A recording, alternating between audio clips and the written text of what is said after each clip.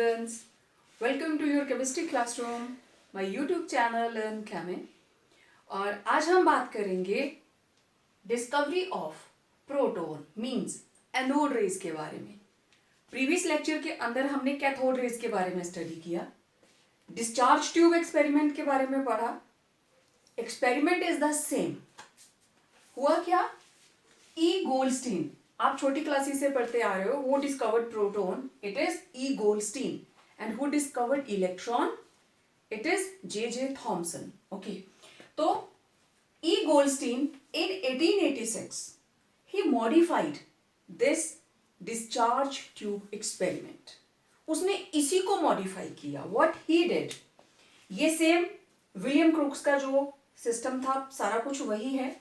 It's a glass tube, this is discharge tube, glass tube, दो electrodes हैं, high voltage battery है और vacuum pump है। ठीक है, यहां पे हमने अटैच किया है vacuum pump. Everything is same. जब प्रेशर 10⁻⁻² एटमॉस्फेयर्स किया तो यहां से कैथोड रेज इधर को जाना शुरू हो जाती है। ये आपने प्रीवियस लेक्चर के अंदर देखा इस तरीके से। This is the direction of cathode rays from cathode to anode. अब इसमें आपको फर्क लग रहा होगा कुछ। ये इलेक्ट्रोड कल जैसा ही है, लेकिन ये वाला इलेक्ट्रोड हमने थोड़ा सा डिफरेंट लिया है।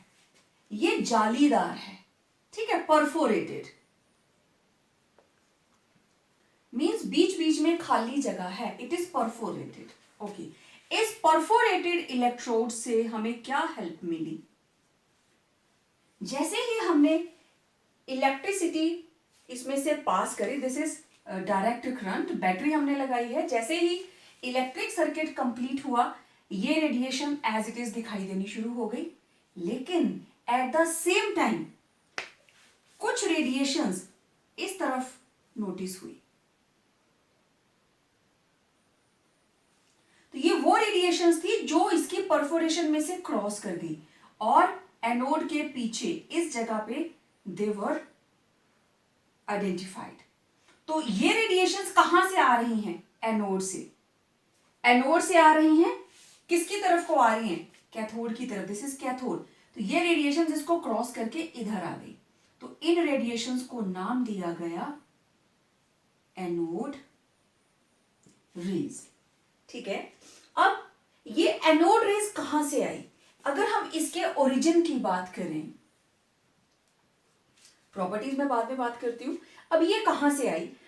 पिछले लेक्चर में मैंने आपको बताया था कि हमने इसके अंदर जो भी गैस यूज करी है इस डिस्चार्ज ट्यूब एक्सपेरिमेंट के अंदर, उसमें से क्या होता था कि इलेक्ट्रॉन इजेक्ट कर दिया, इलेक्ट्रॉन्स इधर को जाने शुरू हो गए। अब उस गैस मॉलिक्यूल का जो पॉजिटिव पोर्शन बचा है वो किधर को जाएगा? नेगेटिव इलेक्ट्रोड की तरफ। तो उसकी डायरेक्शन इधर को होगी। ठीक है, तो जितना भी इसके अंदर, मैं इसी ट्यूब को थोड़ा सा साइड में बना लेती हूं। यहां पे मैंने इसका एक हल्का सा मिनिएचर बनाया है जस्ट आपको शो करने के लिए। तो एक इलेक्ट्रोड इधर है, एक इलेक्ट्रोड इधर है। यहां पे मॉलिक्यूल्स थे, उसमें से इलेक्ट्रॉन निकल गया पीछे पॉजिटिव चार्ज, इलेक्ट्रॉन निकल गया पॉजिटिव चार्ज, इलेक्ट्रॉन निकल गया पॉजिटिव चार्ज, इलेक्ट्रॉन निकल गया पॉजिटिव चार्ज, और ये इलेक्ट्रॉन्स किधर को स्ट्रीम कर जाते हैं? टुवर्ड्स एनोड, क्योंकि एनोड है पॉजिटिवली चार्ज्ड इलेक्ट्रोड। और क्योंकि जो गैस मॉलिक्यूल इसके अंदर यूज किया है उसके इलेक्ट्रॉन्स निकल गए, तो पीछे बचेगा केटाइन। तो केटाइन्स किधर को आएंगे? उल्टी डायरेक्शन में, नेगेटिव इलेक्ट्रोड की तरफ। तो जो गैस मॉलिक्यूल्स यहां पे यूज हुए हैं उनके इलेक्ट्रॉन्स इजेक्ट कर देने के बाद ये जो फ्लो है इलेक्ट्रॉन्स का इधर को जा रहा है। अब उसमें पॉजिटिवली चार्ज्ड गैस मॉलिक्यूल्स के जो रेजिड्यूल्स हैं, रेजिड्यूल पॉजिटिव चार्ज है, वो किधर को डायरेक्ट कर जाता है? उल्टी साइड को। लेकिन ये पॉजिटिव हमें इसमें दिखाई नहीं देगा। कहां दिखाई देगा? इस परफोरेशन से क्रॉस करके। ठीक है, तो इस तरीके से जब हम डिस्चार्ज ट्यूब एक्सपेरिमेंट कर रहे हैं, कैथोड रेज तो निकलती ही निकलती हैं, सेम टाइम पे एनोड रेज भी निकली थी at the time of William Crookes. लेकिन विलियम क्रूक को इसके बारे में आइडिया नहीं था। ई गोल्डस्टीन ने विलियम क्रूक के काम को ही थोड़ा आगे बढ़ाया and he came to a conclusion that during the discharge tube experiment there is also another type of rays which are observed identified at cathode। अब क्योंकि ये नेगेटिव इलेक्ट्रोड की तरफ आ रही हैं तो these are composed of positively charged particles, और वो पार्टिकल्स कौन से थे? गैस मॉलिक्यूल्स के residual positive charge, residual positive charge of gas molecules. तो this is origin of anode rays. अब अगर हम इसकी प्रॉपर्टीज के बारे में बात करें तो सबसे पहली बात, दे travel in a straight line, कि जब आप इसके रास्ते में कोई भी ओपेक ऑब्जेक्ट रखेंगे तो उसकी बैक साइड पे उसका शेडो बन जाएगा। प्रॉपर्टीज बिल्कुल सिमिलर होंगी as cathode rays but with opposite signs. ठीक है, they travel in a straight line, बिल्कुल ठीक, because they are moving towards negative electrode, it means they are having positive charge on it. इनके ऊपर होता है पॉजिटिव चार्ज। अगर रास्ते में हम कोई इलेक्ट्रोड लगाते हैं, एक तरफ है पॉजिटिव और एक तरफ है नेगेटिव, तो ये जो रेडिएशंस हैं ये किसकी तरफ को डाइवर्ट कर जाती हैं? नेगेटिव में। कैथोड रेज के अंदर क्या था? किस इलेक्ट्रोड की तरफ वो डाइवर्ट करती थी? पॉजिटिव की तरफ। लेकिन एनोड रेज किसकी तरफ को बेंड कर जाएंगी? ये रेडिएशंस इस तरफ को बेंड कर जाएंगी, ठीक है, नेगेटिव की तरफ। अब अगर हम इसके अंदर मैग्नेटिक फील्ड रखते हैं तो ये है मैग्नेट का नॉर्थ और ये है मैग्नेट का साउथ पोल। तो आपने देखा था कैथोड रेज जो हैं they are attracted towards north, लेकिन जो एनोड रेज हैं they will be attracted towards south pole, they will show deflection. तो यहां पे इन्होंने डिफ्लेक्शन दिखाई, deflection to electric field and deflection to magnetic field. Then again, these are having particle nature.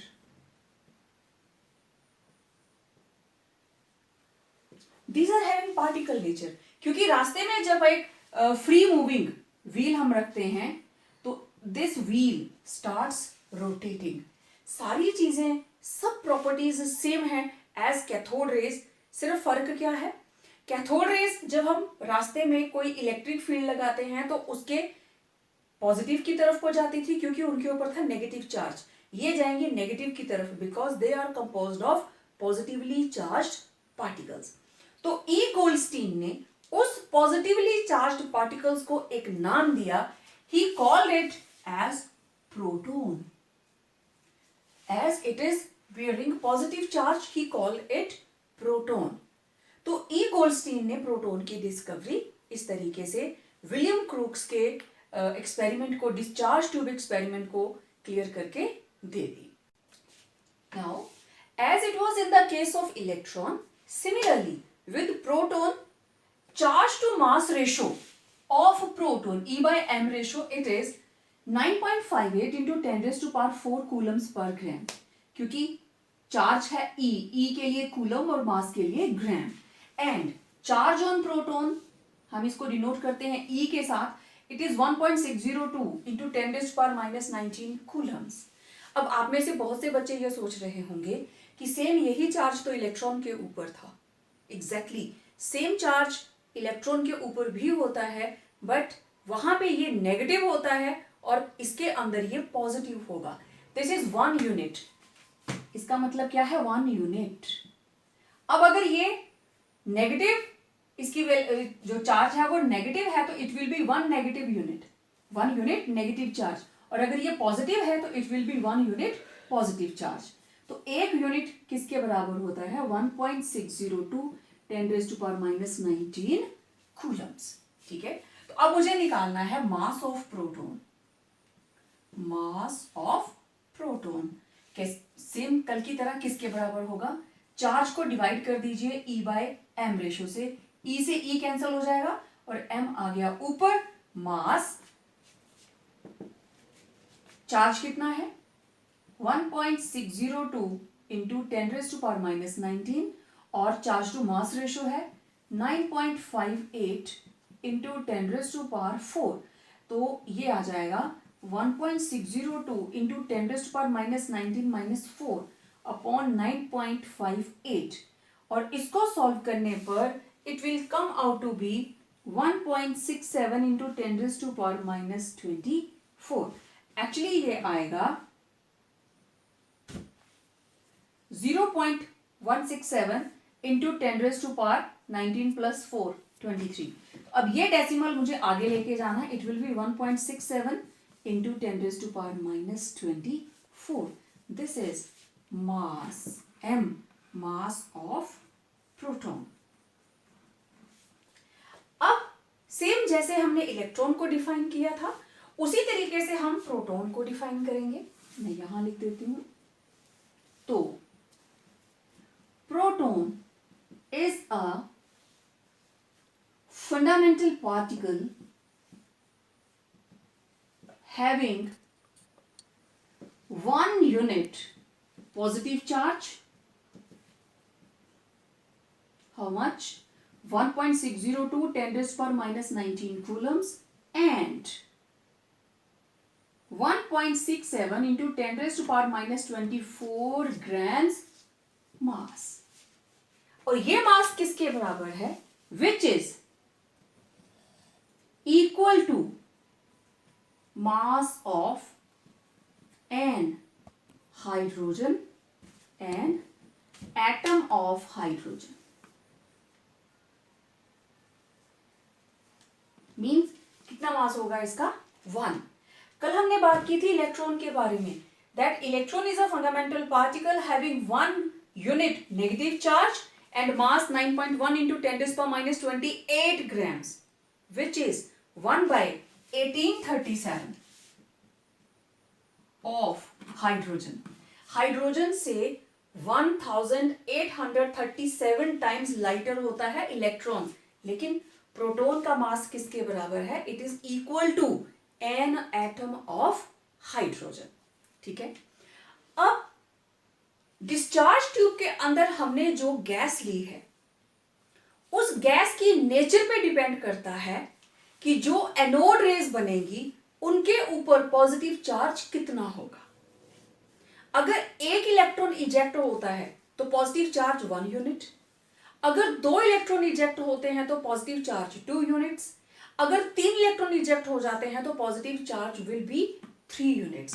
तो anode rays every time anode rays के ऊपर charge same नहीं होगा, इट डिपेंड्स अपॉन गैस। हमने कौन सा गैस यूज किया है उसके अंदर, उस पर डिपेंड करेगा। ठीक है। तो हमने वहां से निकाला charge to mass ratio, then charge on proton, फिर हमने मास ऑफ प्रोटॉन कैलकुलेट करा, चार्ज टू मास रेशो को डिवाइड किया और ये आ गया मास ऑफ प्रोटॉन। तो ये था discovery of electron and proton. अब J Thomson, William Crookes, E Goldstein, इन लोगों के जितनी भी वर्किंग थी उस वर्किंग के दौरान पॉजिटिव नेगेटिव चार्ज का तो आइडिया हो गया। ठीक है। बट सडनली एक और फिनोमिना जो था that came into existence, that is radio activity.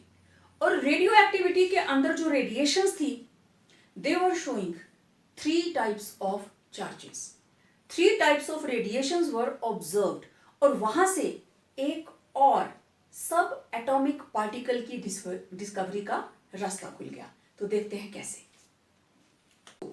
I told you that after the working of J Thomson, then E Goldstein and his co-worker Henry Becquerel in 1896, he was working with the salt of uranium. Actually, he was working on the properties of uranium. So, uranium का salt उसने लिया और ये जो बाहर मैंने ये block बनाया है, this is made up of lead, this is lead block, lead का ब्लॉक है और उसके अंदर हमने रखा है ये radioactive substance. Radioactive substance, let it be uranium. ठीक है, तो उसने देखा इस सब्सटेंस में से अपने आप कुछ रेडिएशंस निकलती जा रही हैं। उन्हीं रेडिएशंस को वो स्टडी कर रहा था। तो कितनी तरह की रेडिएशंस उसकी नॉलेज में आई। इधर इलेक्ट्रिकल प्लेट्स लगाई हैं, ये पॉजिटिव इलेक्ट्रोड और ये नेगेटिव इलेक्ट्रोड। ठीक है, तो कुछ रेडिएशंस पॉजिटिव की तरफ जा रही थी, कुछ रेडिएशंस नेगेटिव की तरफ जा रही थी, और कुछ रेडिएशंस विदाउट एनी डिफ्लेक्शन, वो किसी भी साइड को डिफ्लेक्ट नहीं हो रही थी। ठीक है, तो उसने ये देखा कि जो नेगेटिव की तरफ को शिफ्ट हो रही है, इट मींस इनके ऊपर कौन सा चार्ज होगा? Quite natural, positive. जो पॉजिटिव इलेक्ट्रोड की तरफ आ रही है, उसके अपने ऊपर कौन सा चार्ज होगा? Exactly negative. अब वो रेडिएशंस जो ना तो पॉजिटिव की तरफ जा रही हैं ना नेगेटिव की तरफ जा रही हैं, किसी की तरफ नहीं जा रही है, मींस उनके ऊपर नो चार्ज, उनके ऊपर किसी भी तरह का चार्ज नहीं है। Now what is radioactivity? Radioactivity, अगर हम इसको थोड़ा ब्रेक डाउन करें, radioactivity means activity due to radiations, activity due to radiations. ये वो सब्सटेंसेस हैं जो अपनी एक्टिविटी शो करते हैं by the emission of radiations. तो phenomena of spontaneous emission of radiations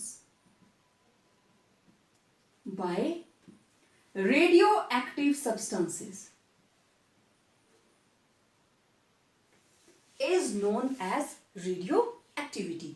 Spontaneous means automatically, अपने आप, without any external effort, वो automatically उसमें से radiations emit होती रही। तो Henry Becquerel, he was working on this phenomena and he came out with a conclusion that there are 3 types of radiations. Okay, तो वो radiations जो negative की तरफ गई, they are having positive charge, और उसने इनको क्या नाम दिया? Alpha rays. जो जा रही थी पॉजिटिव इलेक्ट्रोड की तरफ, उनके ऊपर कौन सा चार्ज था? नेगेटिव। इसने उनको नाम दिया बीटा रेज। और जो किसी भी साइड को नहीं जा रही थी, ये बीटा रेज, इसने उनको नाम दिया गामा रेज। ठीक है, तो मेरे पास आई alpha rays, beta rays and gamma rays. Gamma rays, ठीक है। अब ये जो अल्फा, बीटा एंड गामा, सबसे पहली बात, it is having positive charge. ठीक है, बीटा रेज क्योंकि ये डिफ्लेक्ट हुई है किसकी तरफ को? नेगेटिव की, तो they are positively charge, these are negatively charge and these are having no charge because they didn't show any deflection. ठीक है, तो आपको ये जब आप डिफरेंसेस लिखोगे तो आपको लिखना पड़ेगा, it is having positive charge as they were deflected towards negative electrode. तो सेम ऐसे ही they were deflected towards positive electrode. तो उधर no charge, why? No deflection to any electrode. ठीक है, अब ये जो अल्फा रेज हैं, these are composed of alpha particles. Alpha particles and it is equivalent to helium nucleus. और helium कैसे होता है? He2 4। हीलियम का एटॉमिक नंबर 2 और मास कितना रहता है? 4। ठीक है, these are composed of helium particles, मतलब अल्फा पार्टिकल्स हैं, अल्फा पार्टिकल्स, तो equivalent to helium nucleus. And these are composed of electrons. Beta rays, these are composed of electrons. और इधर जो पार्टिकल है, it is neither resembles with alpha particle nor with electron. अब इसके ऊपर charge कितना होता है? Alpha particles, these have 4 unit positive charge. यहीं से पता चल रहा है हीलियम का मास है 4 यूनिट पॉजिटिव चार्ज. तो अब चार्ज कितना है? ये रहा 2 unit. These have 2 unit positive charge. अब 2 यूनिट पॉजिटिव चार्ज का मतलब 1 यूनिट का कितना होता है? 1.602 10⁻19. It will be multiplied by 2. तो ये आ गया 2 2 4 0 32 3.204 10⁻19 कूलम्स. अब इसमें मास कितना है? It is having 4 units. It has 4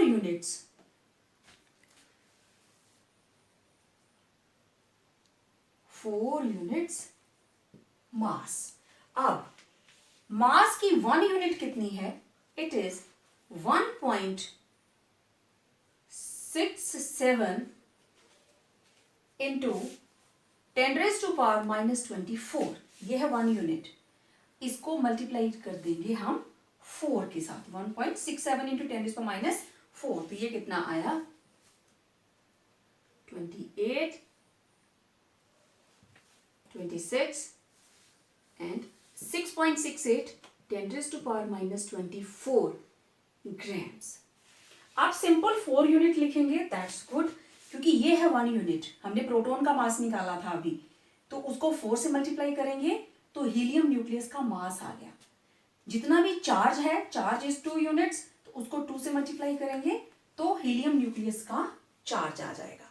अब इलेक्ट्रॉन की बात करें तो आपको पता है it is having 1 unit negative charge. कितना? 1.602 10⁻⁻19 कूलम्स. लेकिन क्या होगा? ये नेगेटिव चार्ज. ठीक है. और मास कितना है? Equal to electron. Mass same as electron. तो कितना था? 9.31 10⁻⁻28 ग्राम्स. अब गामा रेज की बात करें, no charge and negligible mass. इसका मास इतना कम होता है that it can be ignored. तो ये था phenomena of radioactivity. During radioactivity 3 type of radiations were observed by Henri Becquerel. और ये क्या थी? एक जो नेगेटिव फील्ड की तरफ जा रही हैं, they were having positive charge. इसने उनको नाम दिया अल्फा रेज. जो पॉजिटिव इलेक्ट्रोड की तरफ जा रही है means they are having negative charge. इसने उनको नाम दिया बीटा रेज. और जो किसी भी तरफ डिफ्लेक्ट नहीं हुई, it means they are having no charge, किसी तरह का चार्ज नहीं है, and he named them as gamma rays. Alpha, beta and gamma. अब इनके डिफरेंसेस देख लें. ये पॉजिटिव चार्ज है क्योंकि डिफ्लेक्शन नेगेटिव को हुआ. ये नेगेटिव चार्ज है क्योंकि डिफ्लेक्शन पॉजिटिव को हुआ. इधर no charge because there was no deflection. Then alpha particles, ये कौन से पार्टिकल्स हैं? These are helium nuclei. और ये क्या है? बीटा रेज क्या है? These are purely electrons.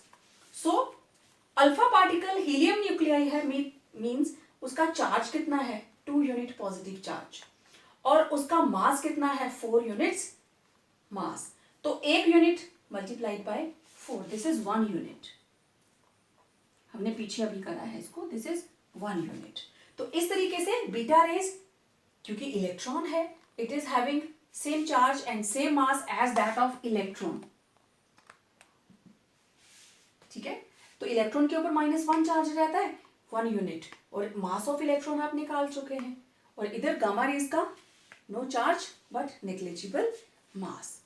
तो यहां तक रेडियो एक्टिविटी का फिनोमिना जब स्टडी हो गया, then there comes J Thompson.